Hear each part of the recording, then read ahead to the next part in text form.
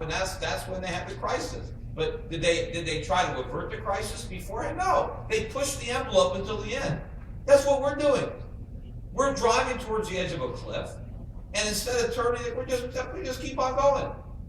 You know, even with that example. And you know, when it comes to the bonds, the bond market, we don't pay our bills, right? I mean, we owe $15 trillion, and in the next year, and I don't know, I mean, I'm not exact on the numbers, but I'm close. In the next year, 5 or 6 trillion of that debt matures. We owe it. We have to pay it. Now, how can we possibly pay it? I mean, that's like the government collects a little over 2 trillion a year in taxes. So, I mean, how can we pay 6 trillion? I mean, imagine, you know, you got a balloon payment on your mortgage coming up at the end of the year, and the balloon payment is 3 times your after-tax income, right? This is what we got. Now, the government doesn't care. Oh, who cares? We're not going to pay it back. What do you mean? Well, we're just going to borrow the money, right? That's our plan, right? We borrowed all this money. We've committed to pay it back, but we can't because we spent it. So our plan is that when we have to pay it back, we'll just borrow it. And what about the interest, right? How do we plan on paying the interest on the money we borrow? Simple. We'll just borrow that too. Now, does this plan sound familiar? You know anybody who had a plan like that? He's sitting in federal jail now on a 150-year sentence. Bernie Madoff. That was his plan. We got the same strategy. And it worked for Bernie Madoff for a long time because every time one of his investors wanted money, he could find somebody else who didn't know it was a con to give him some more. That's what we've got right now. Now, the idea is that, well, we're America, so we can borrow forever. Well, he was Bernie Madoff, right? Hey, people will always give Bernie money. No, not always.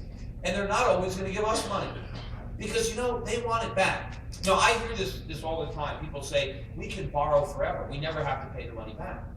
And I think, really? How do we manage that? So we never have to pay our money back.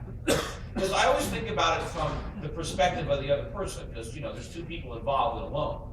So if we're never going to pay the money back, then the people who are lending it to us, they must be content that they're never going to get it back. Now, how do we get this deal? Does the world really think, yes, we're willing to loan money to America forever, and we never want our money back? I don't think so. I think they want it back, and the minute they think they're not going to get it back, they're not going to play the game anymore. Right? And what happens when they don't want to roll this debt over? Well, the interest rates really start to rise. Right? That's what happens. The rates start to rise. Now, we can't pay the higher rates. We'd be broke. So the only thing that can come in is the Federal Reserve, and the Federal Reserve just starts buying more bonds. And that's probably their plan. And they're already doing this. I mean, you can look at China. China's holdings of treasuries already start to fall. And they have, you know, well over 2 trillion. Japan has been buying some more. They've been weakening the yen.